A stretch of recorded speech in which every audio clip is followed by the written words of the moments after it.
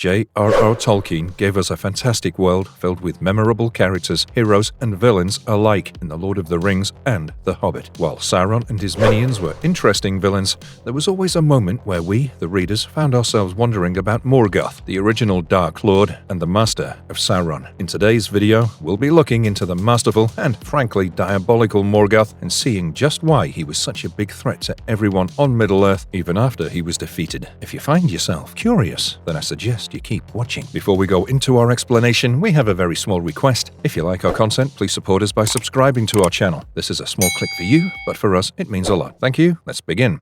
Who is Morgoth, the first Dark Lord? How was he created? To understand these questions, we have to go back to the past, before everything we know was created. At the beginning of time, Eru Ilúvatar, the god of Tolkien's universe, created the Vala and Maiar, collectively known as the Ainur, in the Timeless Halls. Each of the Vala had their own speciality, and Melkor was the mightiest and most knowledgeable of them all. Just outside the Timeless Halls lay the vast emptiness of the void. Seeing this emptiness, Melkor began to desire to create things of his own. To do so, he knew he needed the flame imperishable, the source that allowed Eru to create all that had come to be. Melkor would often venture into the void, desperately searching for the flame imperishable. Despite all his knowledge, Melkor didn't realize that the flame he sought resided within Ilúvatar himself. As a result, his search proved fruitless. However, the more Melkor failed, the more obsessed he became with finding the flame, causing him to distance himself from his fellow Ainur for longer and longer periods of time. Alone, in the void, with only his own thoughts for company, Melkor began to develop ideas that differed greatly from those of the other Ainur. Melkor soon understood that since he didn't possess the flame imperishable,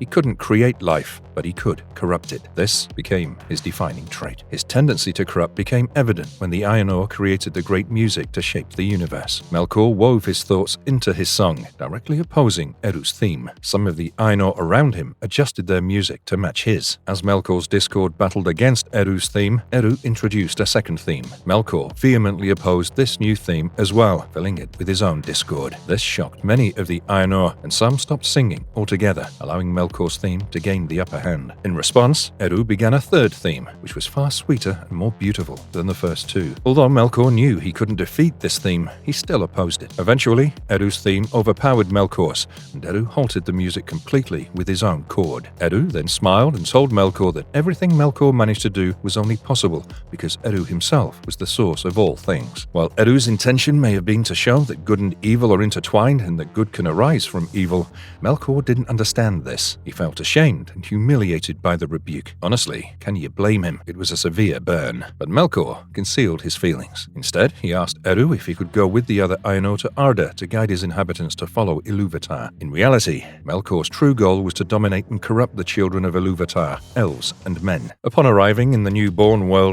Melkor declared himself the master of Arda, which immediately set off alarm bells among the Valar who had accompanied him. Manwë, Melkor's brother, realized that Melkor might try to disrupt their work, so to protect their creation, he called for additional Ainur to guard them. Seeing the formidable numbers, Melkor retreated to the most desolate corner of Ea, the universe. With Melkor out of the way, the Valar continued to shape Arda and its features. However, Melkor did everything in his power to undermine their efforts. He shattered their mountains and split their seas, ruining much of the work the Valar were doing. This conflict, known as the War of the Powers, had a particularly devastating impact on Aurle's creations. Eventually, news of the war reached the Ainur who had chosen to remain with Ilúvatar. Hearing this, Tulkas, the most warlike of the Valar, decided to come to Arda. Realizing that escaping beyond the walls of night would be his best course of action, Melkor did so, begrudgingly. With Melkor gone, the Valar completed their work on Arda, finishing it with the two lamps, which provided light to the world. The Valar were unaware of just how extensive Melkor's influence had become over the 14,000 years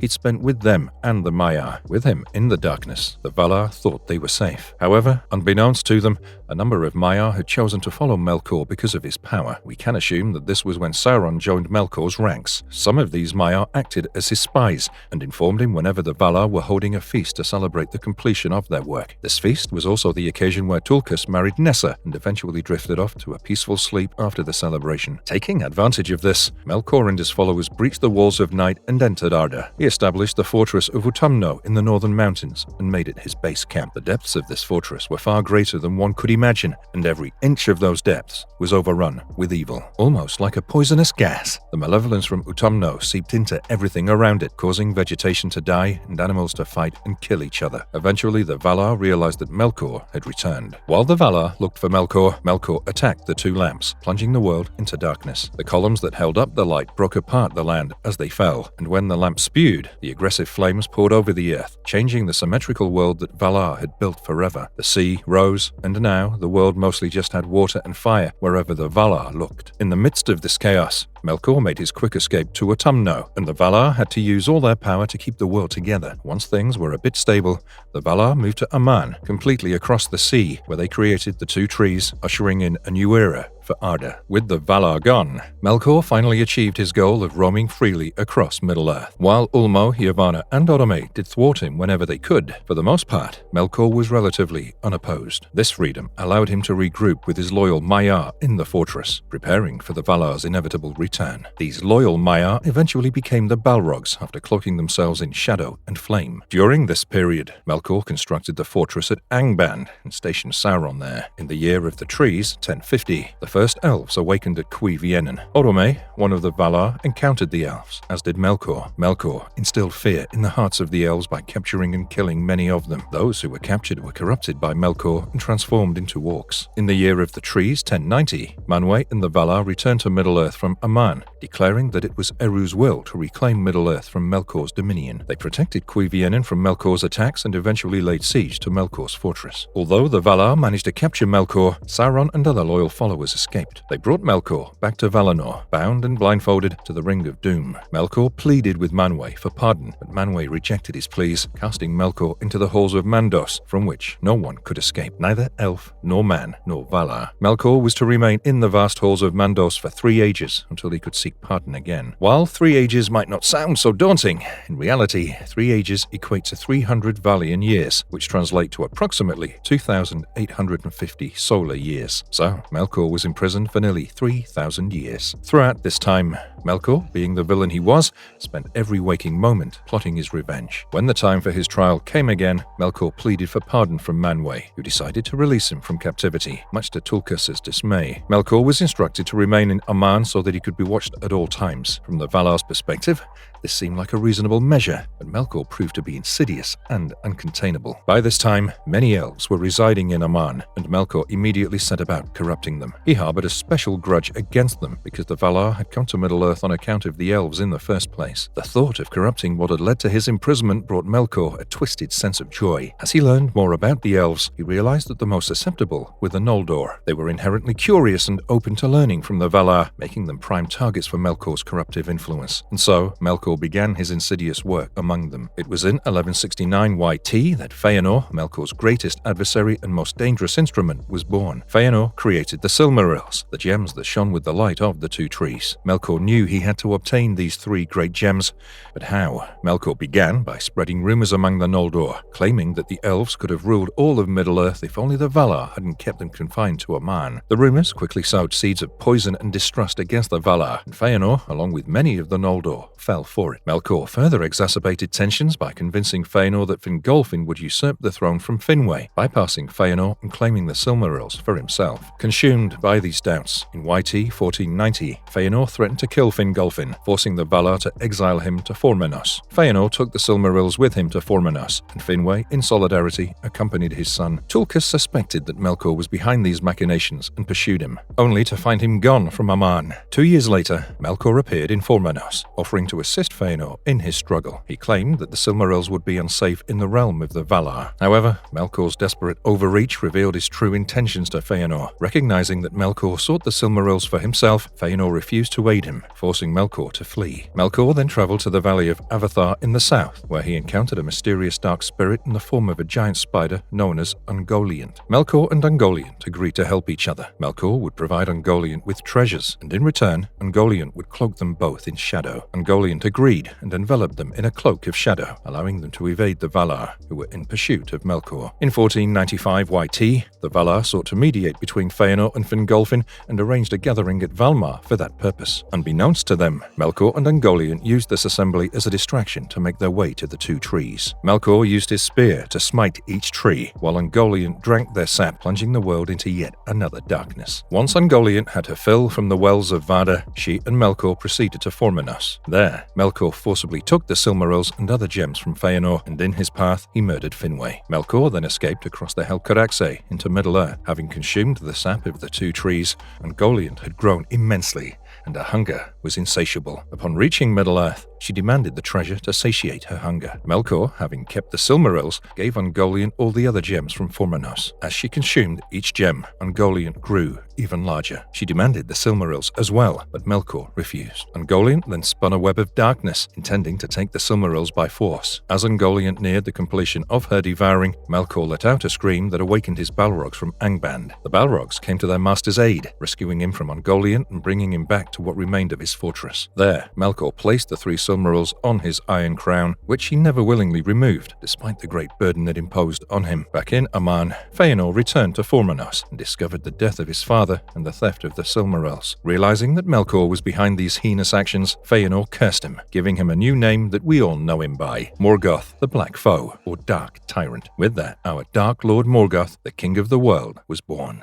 How did Melkor's personality change? It's evident that the fall of Melkor from a Valar to a Dark Lord is inspired by Lucifer and his fall from heaven. However, what makes Melkor so interesting is his pride. All the Valar received a unique aspect from Eru, and Melkor was granted knowledge and power. He understood that these gifts, if shared, could lead to the best outcome. Instead, Melkor focused on how this gift made him superior. Believing himself to be more powerful than the other Valar, Melkor desired to be like Eru himself. He wanted to create, and he was willing to search far and wide for the flame imperishable, never realizing that it was not an external force. By the time the creation of Air and Arda came around, Melkor chose not to let his inability to create things from scratch hold him back. Instead, he sought to shape the world to his will as it was being created, leading him to create his own music that clashed with Eru's. Melkor embodies the idea of, if I can't have it, no one can. It becomes evident that when Eru made him realize he would never possess the power of creation and that nothing he did was out of free will, Melkor felt mocked. He decided to use every means to corrupt and thwart whatever Eru and the Valar aimed to achieve in the future. If he couldn't possess something, he'd go out of his way to destroy it simply because it wasn't his. The more he used his powers in wasteful and destructive ways, the more bitter he grew, consumed by hate. Unable to obtain the light for himself, he chose darkness and ensured that everything he touched was corrupted by it. His desire for lordship drove him to seek evil servants,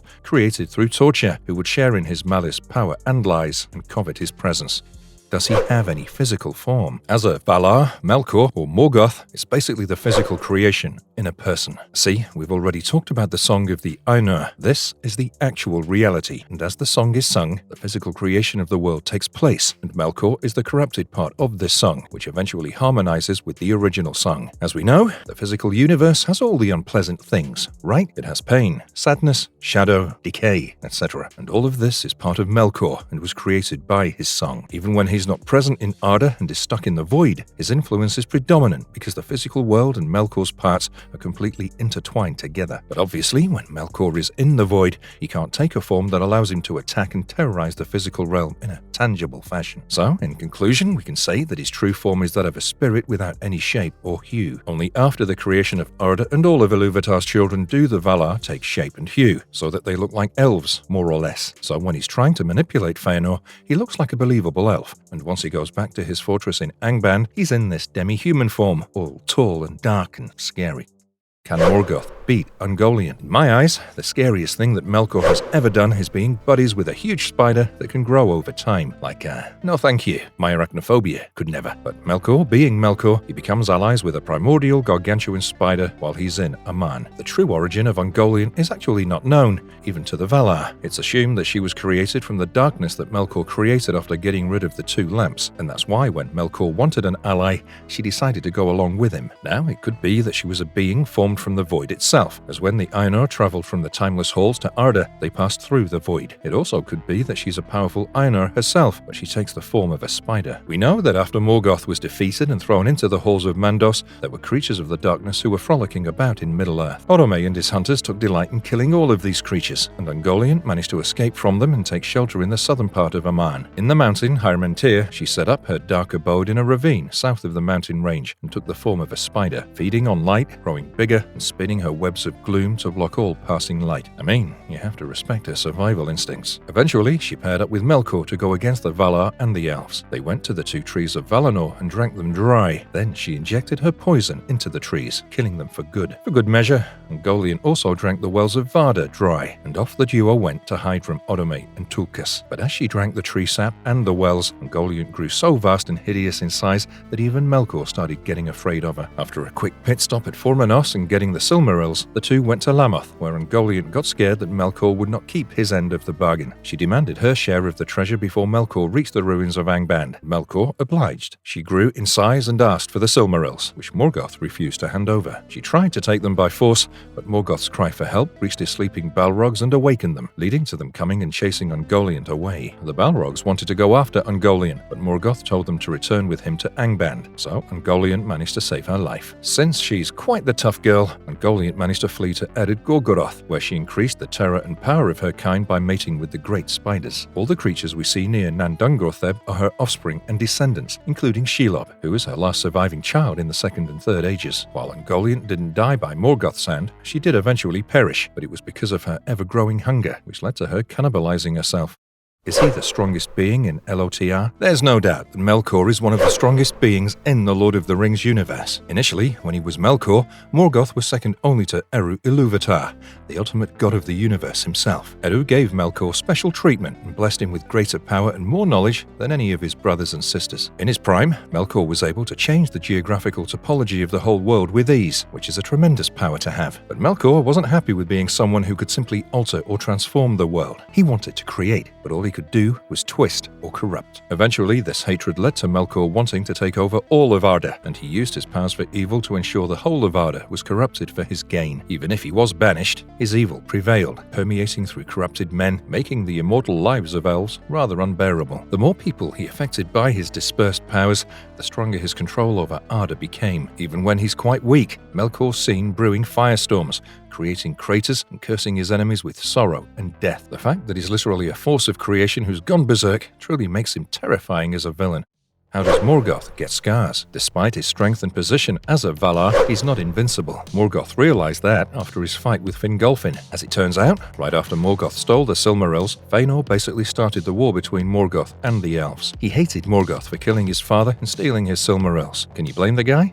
Not really. On a cold winter night, Morgoth decided it was the perfect time to crush the elves and their allies once and for all. He knew the Elven Watch would be at its weakest, so he unleashed rivers of lava and fire from Thangorodrim and poisonous fumes from the Iron Mountains to secure his victory. As he'd predicted, the elves were completely unprepared, and many Noldor fell on the Ardgallen, which, after being consumed by fire, became known as Anfauglith, the lifeless wasteland. As the fires began to subside, the elves discovered that Glaurung, the first of the dragons, Balrogs, and vast armies of orcs were advancing toward them. They'd not anticipated such a brutal onslaught, but they were determined not to give up. Thus began the Dagor Bragolak. Many elven kingdoms fell because they couldn't muster a unified front against Morgoth's swift and devastating attack. Fingolfin and Fingon barely managed to defend Hithlum from Morgoth's forces, largely due to the natural barrier of the surrounding mountains. When the news of the total disaster caused by Morgoth reached Fingolfin, he was shaken to his core. He was filled with despair as he realized that perhaps the Noldor were defeated beyond any hope. So, as a last-ditch effort, Fingolfin rode to Angband with all his fury and wrath, almost resembling Orome, and challenged the Dark Lord to a one-on-one duel. Morgoth, the self-proclaimed king of the world, wasn't eager to face Fingolfin in a duel. However, word of Fingolfin's challenge had spread throughout Angband, and if Morgoth refused, it had damaged his reputation among his captains. So, he appeared, clad in black armor and wielding the hammer Grond. The duel began, and the Dark Lord repeatedly tried to crush Fingolfin with his hammer. Grond was so powerful that every time Fingolfin dodged, a fiery pit formed where the hammer struck the ground. Remarkably, Fingolfin managed to evade Morgoth's attacks and struck the Dark Lord 7 times, but he could only hold out for so long. Fingolfin, though a mighty elf, was still mortal, while Morgoth was a Valar. Eventually, Fingolfin tired, and Morgoth brought him to his knees 3 times. Yet, each time Fingolfin fell, he rose again, determined to continue the fight. At one point, he stumbled backward into one of the pits created by Grond, and Morgoth sought to end the duel by breaking Fingolfin's neck under his foot. However, in that moment, Fingolfin struck one last blow, hewing Morgoth's foot. Before Morgoth could feed Fingolfin's body to his wolves, Thorondor, the King of Eagles, swooped down with his talons bared, slashing Morgoth's face and distracting him long enough to rescue Fingolfin's body. Fingolfin's final strike left Morgoth with a permanent limp. The scars from Thorondor's attack and the pain from Fingolfin's 7 blows never healed, serving as a constant reminder to Morgoth that he wasn't as invincible as he believed. Why Morgoth can't claim Silmarils. The Silmarils, despite being the most sought after by Morgoth, were not something that he could claim in entirety. That's because these gems were made with the light of the 2 trees, the most formidable thing in the universe. Varda hallowed the Silmaril so no mortal flesh, unclean hands, or anything with evil connections could touch them and get away scot-free. Thanks to Varda's blessings, whenever any evil being touches them, even if the evil entity in question is Morgoth himself, they'll be burned. When Morgoth got the Silmarils, the gems were in a crystal casket. Still, they were strong enough to burn him and turn his hands black. His hands never healed from those burns, remaining that charred black color forever, always aching and filling Morgoth with the pain of being burned in the first place. This is confirmed when you look at Beren. Beren is the human lover of Luthien and decides to go to Morgoth's court in the hopes of recovering the Silmarils. Luthien managed to cast a spell of sleep through her song, and using that, Beren managed to get one of the jewels out of the Iron Crown. It didn't burn him when he touched the jewel. He tried to get another one, but his blade snapped and Morgoth and his court started to awaken, so Beren and Luthien made a run for it. Sadly, Carcharoth, the werewolf at the gates of Angband, realized something was fishy about them and attacked the 2. He bit off Beren's hand, and the Silmaril Beren managed to get ended up in his stomach. Thanks to Varda's curse, the Silmaril drove the werewolf crazy, leading to his going on a killing spree, murdering anyone who was in his path. When Morgoth woke up from his spell, he realized that he'd lost 1 gem, and his rage caused the Iron Mountains to erupt. Despite all that though, Morgoth couldn't get that gem back. In a way, it feels like karma, doesn't it? Does Morgoth fear someone? After his battle with Fingolfin, which left him limping for the rest of his life, Morgoth was right to fear the house of Fingolfin, especially his son, Turgon. Morgoth knew of a prophecy that stated that his doom would come from the house of Turgon. So when Turgon managed to escape from Nirnaeth or Nodiad, Morgoth was out to destroy Gondolin, where Turgon reigned. Even though Morgoth couldn't figure out the location of Gondolin from Hurin, he eventually managed to capture Maeglin and threatened to torture him. Maeglin promised secrets in exchange for his well-being. See, Maeglin has been lusting after Turgon's daughter, Idril, for a really long time. Maeglin realized that if he helped Morgoth, he'd get Idril for himself, which Morgoth agreed to. So Maeglin gave Morgoth all the secrets about Gondolin and its defenses. Soon after, Morgoth attacked Gondolin, and thanks to Maeglin's treachery, his attack was timed just right. By the time the elves realized what danger they were in, they were too late. Morgoth defeated the Noldor and their allies and took over Gondolin. All the great elven kingdoms other than the Isle of Belar had fallen, and Morgoth couldn't be happier. He didn't even care about the lost Silmaril, and instead enjoyed the third kinslaying, where the sons of Fëanor went out and killed everyone of Arvernian.